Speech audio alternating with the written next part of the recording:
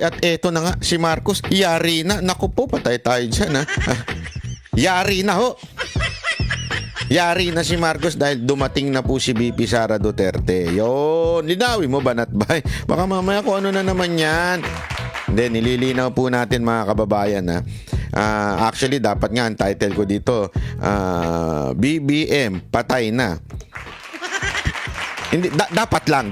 Pero sabi ko baka mamaya may misinterpret nung iba. Pag sinabi nating patay na, lagot ka. Ayan, di ba? Patay kang bata ka, di ba? Sabi nga, kunwari, yung dumating na yung asawa mo, di ba? Halimbawa lang, dumating na yung asawa mo. So sasabihin mo ngayon sa kumpare mo, kumpare, patay ka na. Bakit? Nandiyan na yung asawa mo, hindi ka na makakasama sa inuman. Hindi ka na makakasama sa kung saan pupuntahan. Patay ka na. Yun ang ibig ko sabihin. Nililinaw natin. Kasi baka mamaya, pag ginawa nating title yung Marcos, patay na. Naku, delicate yan. Baka mamaya, sabihin na naman nila fake news. Kasi alam mo, minsan, may mga tanga rin eh. Lalong-lalo na dyan sa Congress. Maraming tanga dyan. Pasensya na, pero totoo. Ha? Totoo naman talaga eh. Maraming tanga dyan. Hindi nila naintindihan yung sarcastic at saka yung talagang totoo. Kaya nga sila, meron pa silang mga kung ano-anong sinasabi patungkol kay VP Sara Duterte. Sasabihin nila, bakit daw mga grocery yung pangalan nung ano? Di ba? May ganyan-ganyan silang pautot. Ang tanga-tanga nila. Confidential nga. Alam mo, ilagay yung pangalan dyan. Ang tanga rin, no? Hindi, ito, ganito lang kasimple, ha? Kaya mga tinawag na confidential yan, di ba? Kaya mga nilagay na confidential. Ibig sabihin, itatago mo yung mga pangalan nung mga binigyan mo kasi nga, delicates. Bakit? Kasi nanda natin yung iba dyan, yung mga sinuhulan para isuplong yung mga tarantado doon sa eskwelahan. Kasi tandaan ninyo, yan ang concern ng ni VP Sara Duterte sa DepEd, di ba? Yung eskwelahan na ginagawang rekrutan. So ngayon, manunuhol ka ngayon dyan. Alam naman, ilagay mo yung pangalan nung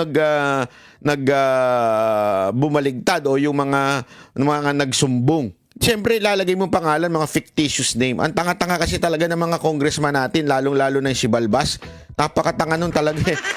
Hindi ko na sasabihin kung sino yun. Marami naman po sa kanila may Balbas dyan eh. Oo.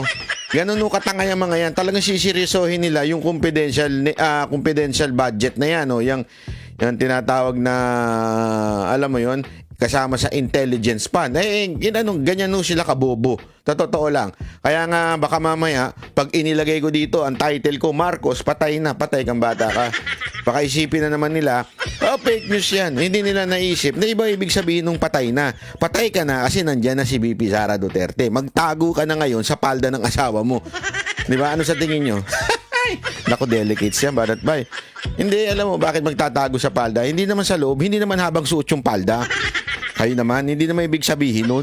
Habang suot yung palda doon magtatago. Hindi. Nagtatalakbong lang ng palda. Malay mo, pagka, muntik ako na masabi. Muntik na masabi. Hoy, Banat Bay, easy. Halimbawa, kunwari, biglang natakot siya. Siyempre, di ba, magtatalakbong ng ano yun. Kung nakuha niya yung palda ng asawa niya, yun ang ibig ko sabihin. Nililinaw lang. Banat Bay, kung ano sinasabi mo ngayon, ha? Anyway, kasi ngayon, ang araw na ito na kung saan, merong pagdinig dyan sa Congress na mga vloggers, ha? Sino ba yung mga yan? Ewan ko ba kung sino sila? Hindi ko kilala yan. Basta ang pangalan ko, Banat Bay. Hindi, wala ko yung pangalan ko doon. Atay kang bata ka. Nagpalit na po ako ng pangalan, Banat Bay. Okay? So, eto na. Pag-usapan na po natin yung pag-uwi ni VP Sara Duterte. Kaya, yari na talaga ito si Marcos. Bakit naman Banat Bay? Ba't mo naman nasabing yari? Hindi kasi, alam mo, eto may kikwento ko. Eto, kikwento ko lang. Read between the lines na lang. Ay, nako. Wag na, yun ang basahin. Basta ikikwento ko. Ha? Alam mo, mga kababayan, nakita niyo yung birthday ni Pangulong Duterte, yung pinagdiwang sa buong mundo. Hindi lang o pinagdiwang sa buong mundo yun. Yun ay talagang buong Pilipinas pinagdiwang. Alam mo, kulang na lang doon, si VP Sara Duterte. Kaya sabi ko sa inyo, buti na lang talaga wala si VP Sara Duterte, kung hindi, yari na. Bakit kanyo? Ano ibig mo sabihin, Banat Bay, nangyari na? Basta, yari na. Kaya lang, wala si VP Sara Duterte doon. Ayan ang tinatawag na ano. Bakit kanyo? Kasi siyempre kung nandun pa si VP Sara Duterte, mas maraming tao. Yo, linawin mo, Banat Bay. Delicates kasi nga sinasabi mo. Hindi, yun ang ibig ko sabihin. Kayo naman, no? Kayo naman, masyado naman kayong mainit. Pag sinabi kong yari na siya, kasi siyempre, isipin mo, wala pa si VP Sara Duterte, ganun nakadami ang nagpulong-pulong sa Maynila, lalo na sa Mendiola, di ba? Isipin mo, nandun si VP Sara Duterte. Naku po, yari talaga sila. Bakit? Makakatikim sila ng malupit na mga salita galing kay VP Sara Duterte. Yon. Nililinaw ko lang, baka mamaya misinterpret na naman ng mga tanga to eh. Kasi alam mo yung maraming tanga sa gobyerno eh. Pagka magsalita ka lang ng ano, sabihin mo, karapatan mo mag-hate sa gobyerno mo. Sasabihin kagad nila, sedition yan. Ay, tarantado rin pala yun, no? Sorry pero ganun no, yung katanga yung ating opisyal sa Malacanang. Bawal daw yun, kesyo may mga baka mauwi yan sa sedition, inciting to sedition. Parang hindi abogado ang puta. Sorry pasensya na pero parang hindi abogado. Bakit kanyo? Hindi, alam mo, nasa konstitusyon natin yan. We can voice out our grievances against the government. Hindi ho yun. Ang importante, hindi magre-rebelde. Ang importante, hindi ho hahawak ng armas. Hindi ho magpapataob ng gobyerno. Yun ang importante. Pero yung ilabas mo yung galit mo sa gobyerno, the Constitution, sinabi yan. Di ba? Ang hirap sa inyo, mga cooking ina nyo eh. Si VP Sara Duterte nakabalik na at yari na talaga. Yari na ho. Eto. Pasok. Ang haba naman ng intro niya. Si Vice President Sara Duterte nakabalik na dito sa Pilipinas po. Nakauwi na po ang ating Vice President matapos po ang halos isang buwang pananatili dyan po sa The Hague, Netherlands. Umuwi po si VP Sara matapos nitong maisayos ang legal team ng kanyang ama na si dating Pangulong Rodrigo Duterte na nananatili pa rin sa kustudiya ng International Criminal Court o ng ICC. Sa impormasyon mula po sa Office of the Vice President, dumating po ang Vice President sa Ninoy Aquino International Airport kahapon, Sunday, April 6, bandang alas 9:56 ng gabi, sakay po ng Emirates Airlines flight number EK334. Sinabi po doon ni VP Sara na hindi siya aalis ng The Hague hanggat hindi na isa sa ayon. Alam mo, hinanap ko ito sa ibang channel Ang nagbalita lang ito at saka ang SMNI. Yung ibang channel hindi binalita to. Hindi ko, ewan ko Correct me if I'm wrong. Maybe today, babalita nila yan. Ewan ko. Correct me if I'm wrong pero wala akong nabalitaan dyan. Sa ibang channel. Dito lang sa Net25 at sa SMNI binalita yung pag-uwi ni VP Sara Duterte. Siguro, malamang, sinabihan sila ni First Lady, malamang hindi ako sure o ni Romualdez, kasi alam ko si Romualdez may mga may mga pagmamay-aring media yan di umano. So baka mamaya sinabihan sila at sinabi sa kanila, wag niyo ibabalita yung pagdating ni VP Sara Duterte, insecure ako dyan. Ay, hindi, walang ganun. Hindi, walang ganun. Baka lang sinabi niya, baka lang, wala naman, nasa utak ko lang yun. Invento lang. Baka kaya sinabi niya, wag niyo ibabalita yan. Gusto ko ako lang binabalita niyo, Ako lang ang may karapatang sumikat sa buhay na to. No, feeling ko ganun May ganun Huwag ka mag-alala, na Romualdez. Sa tamang panahon, may babalita ka rin ng na sikat ka na. Sikat ka na bilang isa sa pinaka K na government official. Ikaw na bahala mag-fill in the blanks ng K. Ano sa tingin niyo mga kababayan na ibig sabihin ng K? Ilagay niyo na lang dyan sa baba. Siya ang pinaka-K na public official ng gobyerno sa kasaysayan ng Pilipinas. Bahala na kayo maglagay kung ano yung ibig sabihin ng K. Siya ang may K? O siya talaga ang K? Yun ang tuloy. Ang legal team ng kanyang ama. Nitong Biyernes, April 4, inanunsya na rin po ni VP Sara na sabik na siyang makauwi. Matapos po may setup ang mga abogado ng kanyang ama. Miss na daw niya yung mga anak niya Madam, sana nagdala ka ng pasalubong kay Claire Castro. Hindi totoo. Ano to si Claire Castro, atat na atat dito kay Bibi Sara Duterte. Ba't di pa daw umuwi? May trabaho dito. Ano kayong trabaho niya? Palitan yung presidente? Hindi ko maintindihan talaga dito kay Claire Castro eh. Hinahanap si BP Sara Duterte. Dapat gawin niya ang trabaho niya. Pagtitignan mo naman sa ating batas ko, no, trabaho ng Vice President, kung hindi umupo, maghintay, mamatay ang presidente. Hindi totoo naman eh. Yun naman talaga ang trabaho niya. As a matter of fact, as a matter of fact, dapat nga ang ginagawa niyong safety si BP Sara Duterte. Pero anong ginawa? Tinanggalan siya ng sundalo. Tinanggalan siya ng una, tinanggalan ng PSPG, ng PNP. Tapos ngayon, tinanggalan ng sundalo. Wala na talaga nagbabantay sa kanya. Sa balita yan, kahit i-deny pa ng i-deny, inilabas ng, I think, Manila Times ba yung naglabas nun? Nilabas talaga yan. At kahit deny itong si Browner, may lumabas pang document galing sa Manila Times. Hindi ko alam kung, correct me if I'm wrong ha, Manila Times yung naalala ko eh. Pero gayon pa man, ayan ho ay matagal. Kasi kung hindi totoo yan, i-deny yan ni BP Sara Duterte. Pero, totoo talaga eh. Pero isipin nyo ha, that's the only responsibility of this government para maging sigurado tayo. Diba? Bakit kanyo? Responsibilidad po ni Marcos, ng gobyerno ni Marcos, na proteksyonan ng Vice President. Bakit? Kasi pag may nangyari sa presidente, ang Vice President ang papalit. Diba? Unless ayaw ninyo. O kaya unless kayo ang merong plano. Kaya hindi natin alam kung alin doon sa dalawa.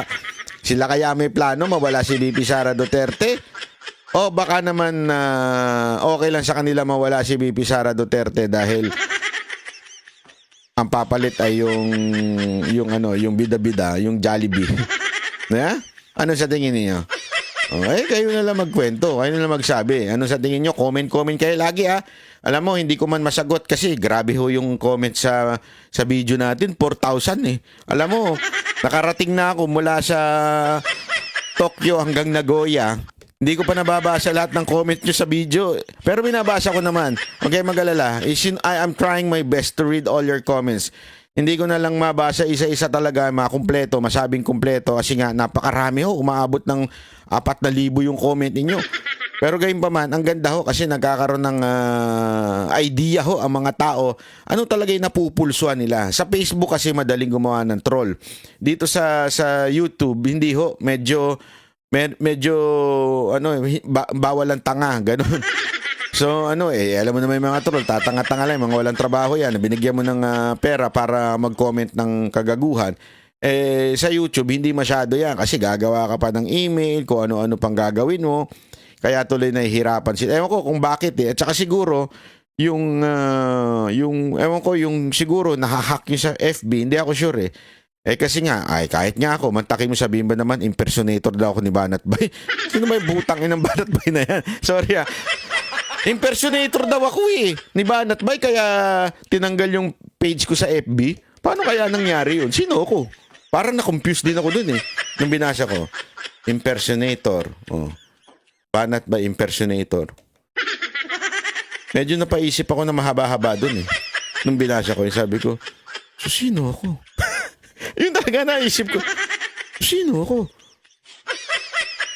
Hindi pala ako si Banat Bay. So, sino ako? Yun ang naisip ko kagad Sabi ko, anak ng tutsa naman yan. Ano ba namang klase yan, Brad? Yun nga. Yun ang nangyari. So, anyway, tuloy lang natin itong balita to. 13 nang dumating po sa the Netherlands si VP Sara para tulungan ang kanyang ama. At inaasahan sa mga susunod na araw na maglalabas na po ng mga pahayag ang ating Vice President sa ilan pang mahalagang usapin na kinaharap nito ayon po sa OVP. Samantala, may option po si VP Sara kung haharap po ng personal o magpapadala lamang ng abogado sa impeachment hearing nito sa Senado.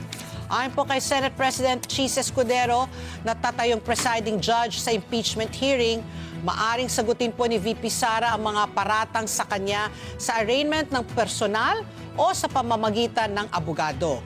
Paliwanag po ni Senate President Chis Escudero, obligahin lamang ang kanyang pagdalo kung kinakailangan lamang ang kanyang presensya Yun. at para kilalanin ng mga saksi ang kanyang katauhan. Yun. May karapatan din umano siyang i-waive ang kanyang pagdalo.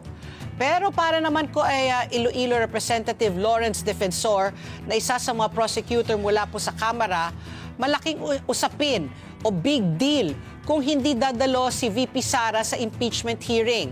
Sa inyo lang big deal. Sa totoo lang, sa inyo lang. Alam mo kung bakit? Baka mas malaki ang bigayan pag nandun si VP Sara Duterte. Pero pag wala dun si VP Sara Duterte, medyo mababa ang bigayan. You know why? This is just an opinion. This is not a fact. This is just an opinion na baka mas malaki ang bigayan pag nandun si VP Sara Duterte. So, dapat pikunin natin si VP Sara Duterte. Kasi remember, impeachment is not a masasabi nating legal matters. Why? It's all politics. Kasi kung talagang legal matters, ito isipin nyo na mabuti ito Sino ang judge ng Senate ng impeachment? 'Di ba mga senators? Isipin niyo yan mabuti. Senators ang magiging judge. Yung mga senator nga hindi nga abogado naging judge. Hindi, isipin niyo logic says simpleng-simple. Kasi marami nagsasabi, impeachment is a political practice. Tama. Bakit? Wala namang hindi naman po yung mga senator judge. Di ba ho? Hindi naman po sila abogado. Yung real judge, hindi sila. So anong alam niyan sa batas? So anong nangyayari dito sa impeachment? Dito sa impeachment, mapagmukha ka lang guilty, maaari ka nang husgahan ng guilty. Even if you are not really guilty. Anong meron sa impeachment? It's all about optics. It's all about perception. Ano ibig sabihin ng perception? Kasi alam mo, yung perception yung bagang halimbawa, bigyan ko kayo ng halimbawa ng perception. Pag sinabi mong toothpaste, Colgate. Mali. Kaya nga papabili ka ng Colgate. Ha? Pabili ng Colgate, ano dala-dala mo? Ibang brand. Pero okay lang sa kanila yun kasi akala nila ang Colgate ay ang toothpaste is Colgate. Mali. Yeah? Ano na yun ang tawag doon, binrand mo, branding. So, ibig sabihin, marami pang halimbawa niyan. Pag sinabi mong refrigerator, frigidaire, di ba? Ewan ko, inabutan niyo pa ba yun? Pero ako nung frigidaire ang tawag namin dyan Frigidaire. Lagay mo sa fridge. Anong fridge? Yun yung pangalan kasi ng kumpanya nagpasikat. So, ganun yun branding ang tago. Ano ibig ko sabihin? Ang kailangan lang nilang gawin, yurakan ang pangalan ni VP Sara Duterte sa impeachment. Kailangan lang mapahiya ni VP Sara Duterte sa impeachment. Kailangan lang maikabit sa kanya yung confidential funds. Kailangan lang maikabit sa kanya yung corruption. Yan ang tinatawag na perception. Hirap na hirap silang gawin yan. Kasi alam mo, madaling ikabit ang salitang corruption kung ang isang tao ay talagang corrupt. Pero hindi mo maikakabit yan kung walang record na corruption ng tao. Bigyan ko kayo ng halimbawa, yung ginagawang katangahan ni Trillanes. Di ba? Sa dami-dami niyang iaakusa niya sa mga Duterte ay corruption. Kung may utak nga naman itong si Trillanes, feeling ko kasi medyo nabawasan ito Kung may utak to si Trillanes, hindi korupsyon ang gagamitin mo sa mga Duterte. Ikaw ang pinakamalabong tao. Siguro pwede mo pang iakusa yung mamamatay tao. Yan, kasi talaga namang notorious si Rodrigo Roa Duterte sa mga kriminal. Yan, pwede mo ikabit. Pero yung akusahan mo ng korupsyon, nagmumukha ka lang tanga. Ganyan din ang nangyayari dito kay VP Sara Duterte. Pinipilit talaga nila kasi wala ho silang makitang iba. Ano kayang pwedeng maikabit sa pangalan ni VP Sara Duterte? Yung korupsyon lang. Hinanapan nila yan, sigurado ako Hinanapan nga nila nung keso mamamatay tao, keso nagbanta sa presidente. Yan yung hinanap nila. Hindi naman pumapatok sa tao Yung korupsyon, pinipilit po nila. Yung problema, walang record si VP Sara Duterte sa Davao na corrupt. Wala ho siyang record doon. As a matter of fact, ito kwento sa akin ng mga taga Davao City Hall. Hindi ko na lang nung panahon daw ni VP Sara Duterte, doon nabayaran ang lahat ng utang ng Davao City. Bakit nagkautang? Kasi kailangan talaga naman yan. Alam mo, matik naman yan ng kakautang talaga ang syudad pagka, especially kung nanggaling ka sa yung talagang matinding kahirapan na syudad mo. Which is ganun kasi yung pinanggalingan ng Davao City. Alam naman natin, ang Davao City parang daw yan yung gangland daw ang tawag dyan noon Sobrang gulo daw dyan, sobrang lahat talaga magulo dyan. Para yan, kailangan talagang mayor, medyo madiskarte, magaling sa peace and order at the same time sa business. Kasi magkakakonekta yan, peace and order at yung tao may pera. So kailangan mo ng investment. So pag nag-invest, magkakaroon ng trabaho, yung mga tao hindi mapupunta sa mga bisyo o kaya masasama. Kasi marami dyan napupunta sa bisyo at saka sa mga masasamang gawain. Bakit? Pag mahirap ang lungsod. So kailangan talaga minsan na mangutang ang mga mayor. Ngayon, itong si VP Sara Duterte, dahil siyempre umunlad na yung from pangit na pangit ang Davao City noon, magulong-magulo, umunlad na nung panahon ni Pangulong Duterte. It's time to pay for the debt o yung utang. Yan daw ang ginawa ni VP Sara Duterte. Nabayaran daw. Ngayon, kababayan, kung kurap yan si VP Sara Duterte, madadagdagan pa yung utang. As in, lolobo yan. Pero hindi ho kurap Nabayaran niya kaagad. Isipin niyo ho yun. So ngayon, ididikit nila yung confidential funds at corruption pagdating sa impeachment. Nakukuha ninyo. So gusto nilang paatinin si VP Sara Duterte. And sa tingin ko, yun ang utos ng mga tambaluslos. O yan ang feeling kong utos ni Romualdez. Na, anuhin po siya. Pilitin nyo maka-attend dyan para mas, siyempre, te-televise yan. Papapahiya yan kasi, hindi ho siya pwedeng sumagot bilang Vice President, di ba? So, titirahin niya ng titirahin. Eto tandaan nyo yung prinsipyo na, nakalimutan ko na yung pangalan ng tao na yun. Paulit-ulitin mo, kahit hindi totoo, magiging mukha ng totoo. Di ba? Kaya nga, marami tayong nakakausap na yung walang alam sa politika, tapos sasabihin namin si Pastor Kibuloy. Alam mo, unang-unang sasabihin nila, di ba yan yung rapist? Walang biro. Eto, diretsuhan tayo. Kasi yan yung idinikit na perception ng gobyernong ito kay Pastor Kibuloy. Pero kung titingnan ninyo yung nag-aakusa sa kanya, ay naku po. Kasi kami alam po namin hindi lang namin pwedeng ikwento dito kasi sa subjudice, baka mapagalitan tayo ng korte, mapatawag pa tayo Pero kami po mismo, alam po namin yung nangyayari sa loob ng korte. At talaga nga namang pagtatawanan mo yung nag-aakusa kay Pastor Kibuloy. As in, inconsistent, kung ano-ano sinasabi, actually hindi nga kung ano-ano hindi alam ang sinasabi. So, mga kababayan, yun yung dinikit nila kay Pastor Kibuloy. Yun din ang didikit nila kay VP Sara Duterte, yung korupsyon. Kaya gusto nilang umaten si VP Sara Duterte. Para mapahiya, idikit yung korupsyon, idikdik siya. Tapos yung mga tao, alam mo naman, marami sa mga Pilipino, iba tatanga-tanga Sorry this is the truth. Gusto nyo malaman?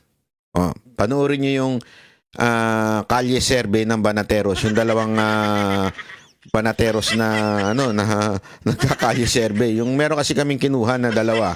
Dalawa ba sila o tatlo? Hindi ko alam. Tatlo ba, Jay?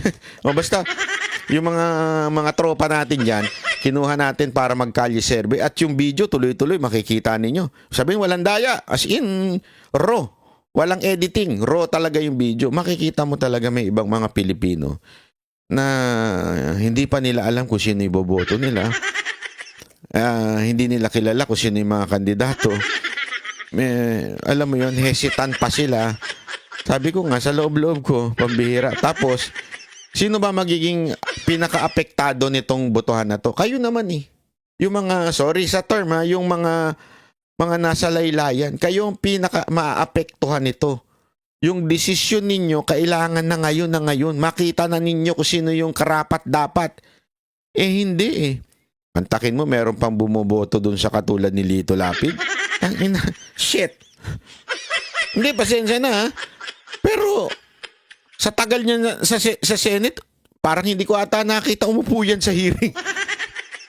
Feeling ko lang ha. Tapos iboboto nyo pa uli. Nakailang term na po yan. Nakita nyo ho ba nag-hearing yan? Eh kung nakita nyo, ako hindi ko nakita. Nakita nyo nagtrabaho, nagpasa ng mga batas. Tawag dito, yung nag-deliberate, mga ganon. May nakita kayo? Wala. Di ba? Eto nga dito nga ako tawan-tawa eh. Tawang yung mga tangang loyalista. Yung mga tangang loyalista, galit na galit kay Robin Padilla. Kasi, ano daw, at least si Robin Padilla, nagsasalita yan, nagde-deliberate po ng mga gusto niyang batas na anuhin at may mga batas po yung pinapasa. Di ba? Nakakapagtaka dito sa mga tanso. Galit na galit sila kay Robin Padilla pero hindi nila pinapansin si Lito Lapid na walang ginagawa, na wala ka makikita. Di ba? Yung talagang literal. Ano na nakita natin sa kanya? Supremo ba yun? sa TV. Di ba? Tapos sasabihin ninyo, matalino mga Pilipino? Naku po, hindi ho lahat. Marami pa rin, sorry ho sa term ha, marami pa rin ho sa mga Pilipino ang medyo tatanga-tanga pagdating sa botohan. Alam nyo kung bakit? Bigyan ko lang kayo ng bahagyang kwento. Yan ang ginagawa ng gobyernong ito. Ito ang katotohanan. Alam mo yung style na ginagawa ng gobyernong ito, lalong-lalo na sa pamumuno ni Romualdez? Yun yung style ng mga Espanyol nun. Yung panahon ng Espanyol, hindi nila gustong nag-aaral ang mga Pilipino. Ayaw nilang makapagbasa ng Biblia. Bakit? Kasi ginagamit nilang to control yung mga Pilipino noon, yung tinatawag na Indio, para makontrol sila ay true religion. Kaya hindi nila pinagbabasa ng Biblia yung mga Pilipino noon. Ayaw nila. Kasi malalaman na yung mga ginagawa nila ay wala na ho sa wala na ho sa kasulatan. Ika nga. Mantakin mo para makapunta ka sa langit pag nasa purgatorio ka na, kailangan mo magbayad. Totoo yun. Merong doktrina silang gano'n, yung mga Espanyol noon, at ang dami nagalit yan, di ba? Kahit nga si Martin Luther. Kasi nga wala ho yun, di ho nasusulat na kailangan ka mag-donate para mapunta ka sa langit. Ang bihira, oo. Yang style na yan, ang same style na ginagawa ng gobyernong ito sa mga Pilipino. Pinapaasa lang sa ayuda. Kasi pag may ayuda, may pera silang natatanggap, regular nilang natatanggap yan, tatama rin na magtrabaho yan, tatama rin na mag-aral yan, tatama rin na kasi tanggap na lang sila ng tanggap. Tapos pag hindi na nakapag-aral, naging tambay na lang, nag-scatter na lang na nag-scatter. Tama ba? Scatter ba yung tawag dun? Kalimutan ko na yung online gambling na yan. Diba? Ayun, nagmumukha na sila ang tanga. Kaya pag kinausap mo, sus, kung sino yung magbibigay, dun, yun na iboboto ko. Eto pasensya na ho, pero this is the truth. And I know, you cannot deny. Kayong mga politiko, you cannot deny. Namimigay kayo ng pera Sinasanay nyo yung mga Pilipino. Kaya nga pag hindi nagbigay ng pera, talo ka sa eleksyon. Yan ang katotohanan. Alam mo, naranasan ko yan nung panahon na tumatakbo si Mokang Party List Tangina yung mga kagawad. Hindot kayo mga kapitan. Sa totoo lang. Pasensya na ha, pero real talk tayo. Kayo mga kapitan. Meron mga lumapit sa amin nun. Yung party list ni ganito. Ganito yung binigay. Kayo, magkano bibigay nyo? Ganun talaga. Alam mo, hindi ko na matake Sabi ko, tangina, ganito na talaga tayo ha. Doon pa lang sa, pasensya na hindi naman po lahat, pero karamihan. Doon pa lang sa barangay captain, may korupsyon na. Anong ini-expect mong mahahalal ng mga politiko kung barangay captain pa lang corrupt na? Totoo. talagang bidding. Yung mga party list nagbibid. Kaya nga